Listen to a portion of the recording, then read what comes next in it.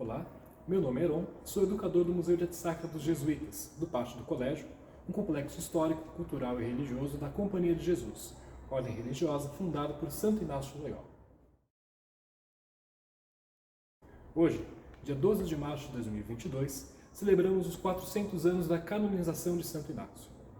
Essa data é o centro de todo um ano comemorativo, o Ano Inaciano, onde fazemos memória de um evento crucial que marcou o início da conversão de Santo Inácio, a Batalha de Pamplona e a ferida da bala de canhão que quebrou a perna e os antigos sonhos de Inácio.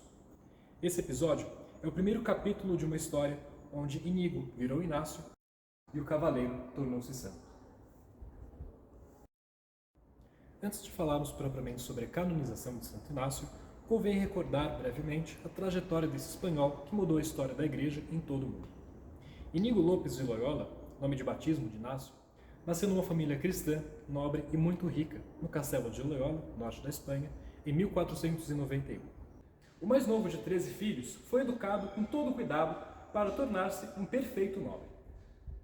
Em 1517, com a morte de seu tutor, Iñigo passou a servir ao vice-rei de Navarra, o qual defendeu em várias batalhas militares e diplomáticas. Mas em 20 de maio de 1521, uma bala de canhão mudou sua vida. Iñigo foi atingido durante a defesa da cidade de Pamplona. Uma perna foi quebrada e a outra gravemente ferida. Levado ao lar paterno, Iñigo passou vários meses em convalescença. Nessa época, não havendo romances de cavalaria para ler, sua cunhada, Madalena, lhe deu vários livros que eram dela, como A Vida de Cristo e A Legenda Áurea, um livro sobre a vida dos santos da Igreja. A princípio, Iñigo leu-os com antipatia, deixando-os de lado para sonhar com o futuro. Depois, cansado de sonhar, Iñigo retomava a leitura dos livros, que foram lhe causando uma impressão cada vez mais profunda. Ele reparou que os sonhos o tornavam vazio e que as leituras enchiam seu coração. E assim foi tocado pela graça. Seus olhos foram se abrindo pouco a pouco. Isso foi o princípio de sua volta para Deus. Depois de curado, Iñigo trocou a vida militar por uma vida de dedicação a Deus. Decidiu partir, sozinho e a pé como peregrino, para Jerusalém. Foi até o santuário de Nossa Senhora de Montserrat, na Espanha, deixou sua espada no altar e trocou suas nobres vestes pelas de um mendigo, dando assim costas ao mundo da corte. Durante um ano, Inácio viveu retirado numa caverna em Manresa, como eremita, passando o tempo todo em penitência, na solidão e nas mais duras necessidades, tanto materiais quanto espirituais. É nesse período que ele compõe a base do seu principal livro, Os Exercícios Espirituais. E sua vida mudou tanto durante a peregrinação que do campo das batalhas, Inácio passa a transitar no campo das ideias, indo estudar teologia e filosofia em Veneza e Paris. Foi em Paris que Iñigo tomou o nome de Inácio e, com mais 6 companheiros, fundou a Companhia de Jesus.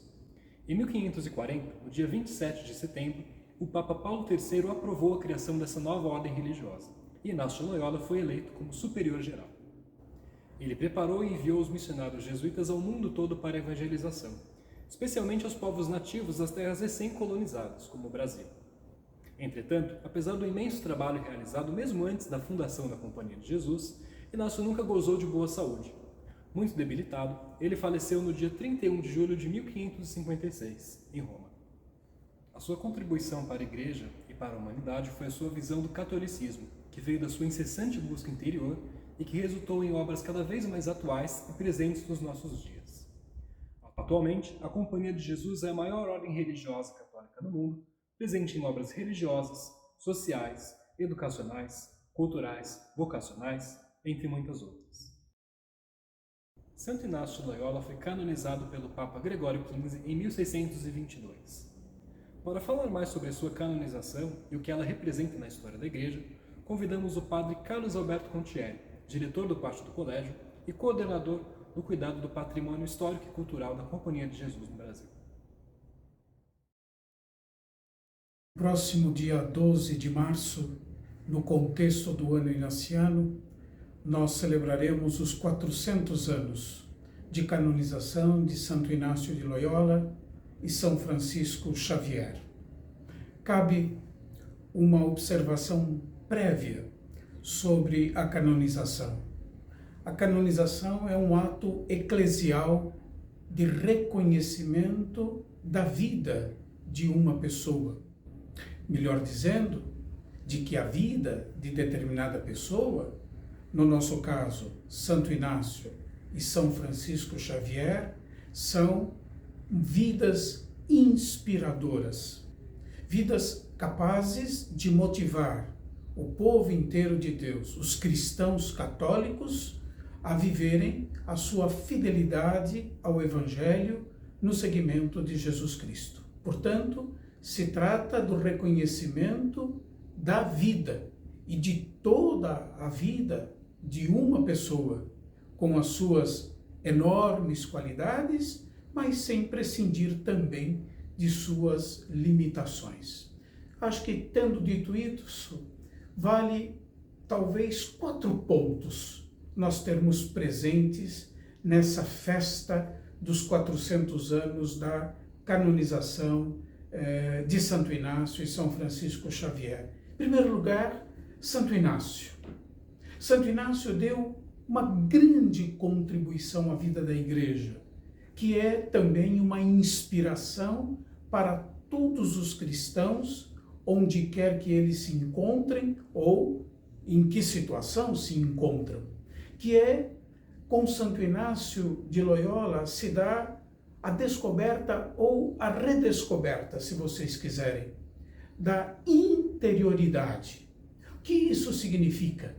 Que Santo Inácio foi capaz de dizer que Deus se comunica diretamente com cada pessoa sem necessitar de qualquer mediação.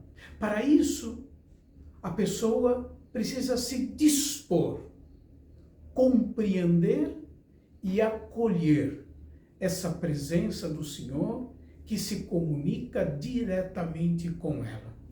Os exercícios espirituais de Santo Inácio de Loyola, neste sentido, são a expressão desta descoberta da interioridade, da comunicação direta de Deus com o ser humano, privilegiando nos exercícios espirituais a oração mental, a contemplação, a união com o Senhor. Santo Inácio, de fato, convida o exercitante, a pessoa em oração, a olhar para si mesmo, onde Deus age e provoca moções, onde Deus age e se faz ouvir.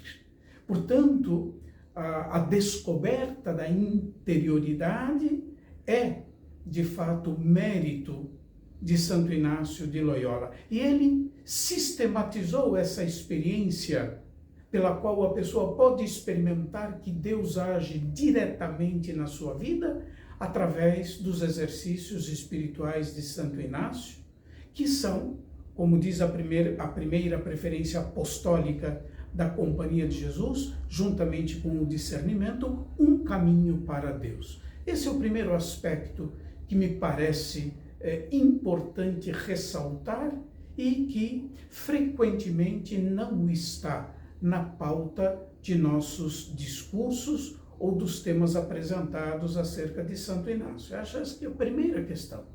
A segunda questão é que a santidade, tanto para Santo Inácio, como para São Francisco Xavier, como para qualquer outras pessoas que nós reconhecemos em nossos altares como inspiradoras da vida cristã, não se faz pela ausência de limitações.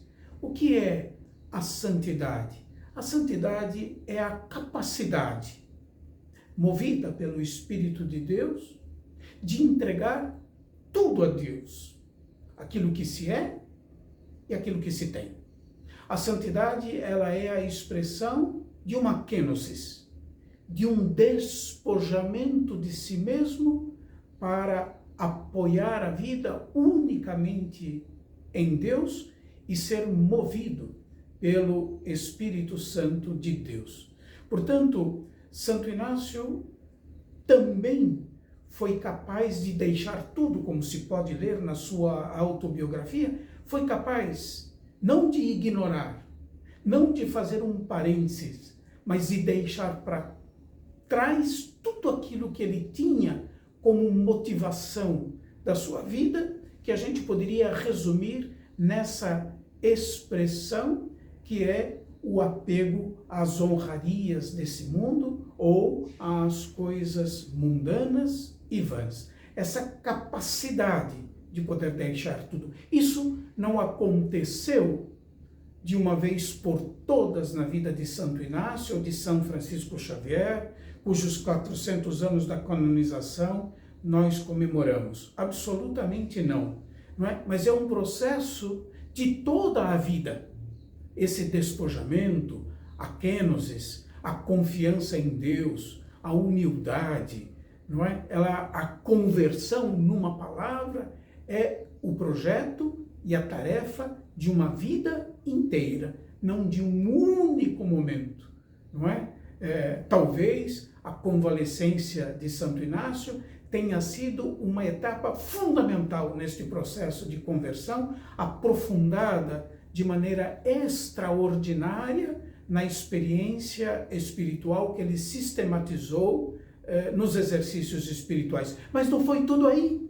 Isso não resolveu tudo que precisava ser convertido na vida de um e de outro, que recebeu, no caso de São Francisco Xavier, os exercícios do próprio Santo Inácio, mas tarefa de toda uma vida. Esse é o segundo elemento, não é? A santidade supõe um processo de renúncia, de conversão, que é um processo da vida inteira que ambos viveram, não é? De modo exemplar e de modo a ser também inspirador o processo que eles viveram para cada um e para todos nós que celebramos, não é, o ano inaciano, não é? Terceiro ponto que eu gostaria de dizer é como Santo Inácio e os primeiros companheiros, incluído entre eles São Francisco Xavier, viveram a frustração.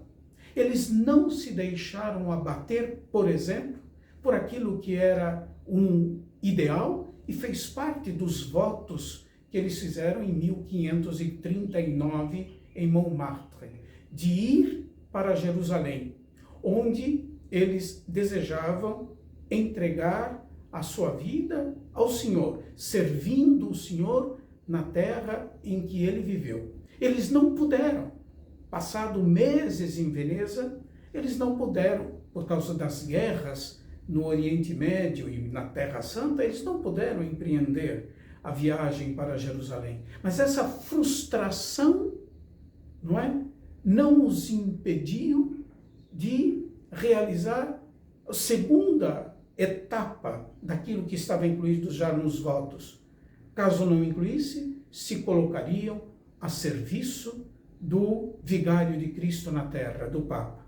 Essa frustração fez com que os primeiros companheiros fossem a Roma, se colocassem a serviço do Santo Padre, não é? Para as missões no mundo inteiro, pois um dos ideais da companhia não é servir a Deus num lugar, não é? Mas no mundo inteiro. A parte 7ª das Constituições trata exatamente da distribuição dos jesuítas na vinha do Senhor. A vinha do Senhor é o mundo inteiro. Basta dizer que São Francisco Xavier, dentre os companheiros de Santo Inácio, foi aquele que ultrapassou o continente europeu para servir o Senhor na Índia, no Japão, tendo morrido às portas da China, propriamente dito. Então, portanto, saber lidar com as frustrações, não parar nas frustrações, mas ir adiante, saber deixar-se conduzir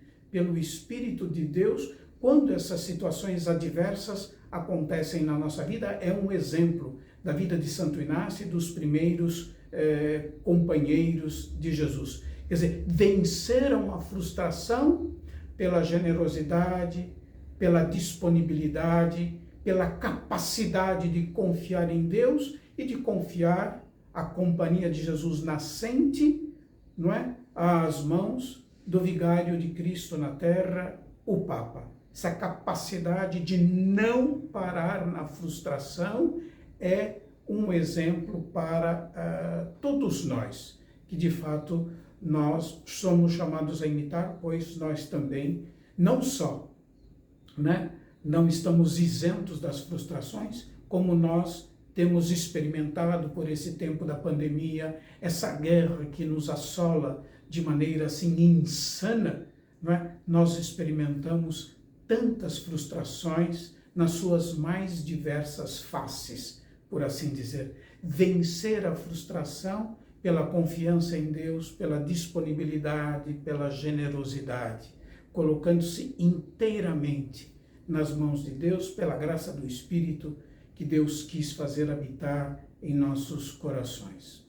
Depois, eu quisera tratar de um quarto e último ponto para esta ocasião, é que a companhia de Jesus, como eu disse, está subentendido no que eu disse, ela tem a sua origem no processo de conversão de Santo Inácio e a sua abertura à ação de Deus que falava nele, que se fez compreender nele, no qual ele se abriu exatamente ao chamado para seguir o Cristo sob o estandarte da cruz. Se a origem da Companhia de Jesus é esse processo de conversão de Santo Inácio de Loyola, nós poderíamos dizer que a Companhia de Jesus é uma companhia chamada a converter-se constantemente.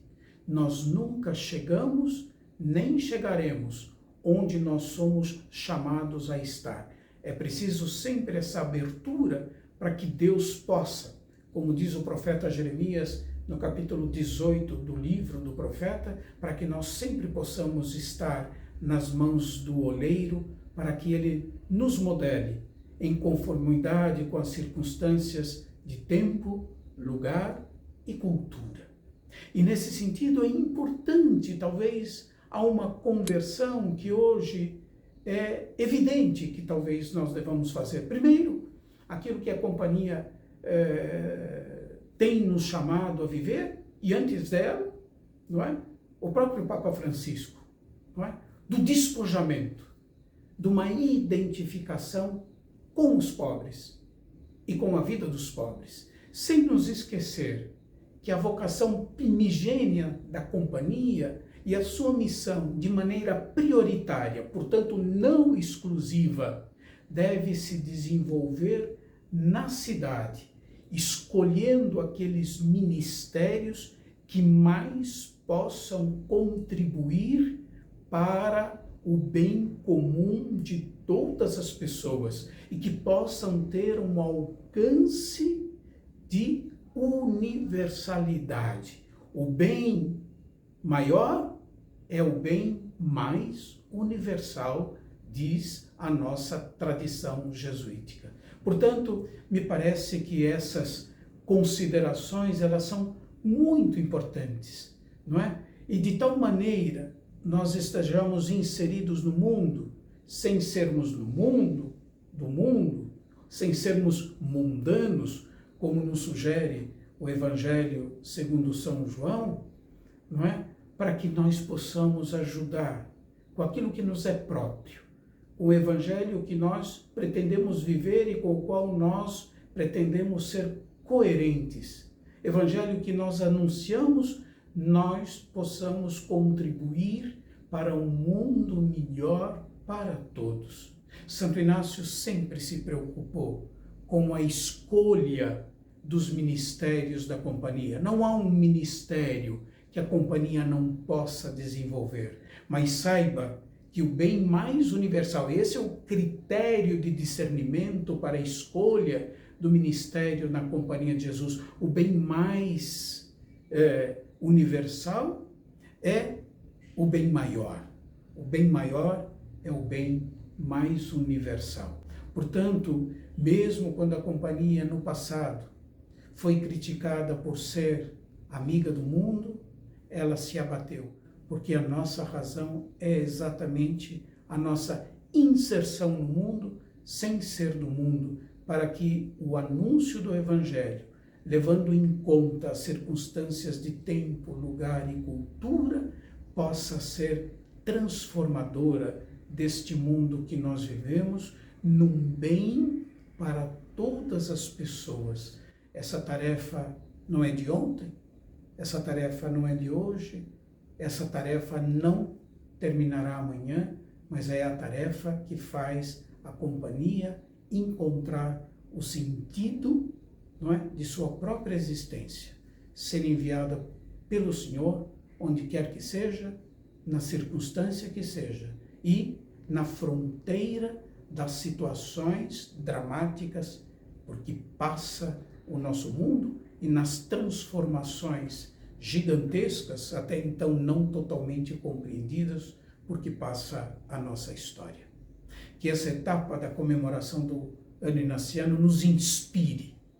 A vida de Santo Inácio e de São Francisco Xavier nos inspire para que nós possamos, com criatividade e ousadia, sermos uma presença luminosa no mundo que é o nosso.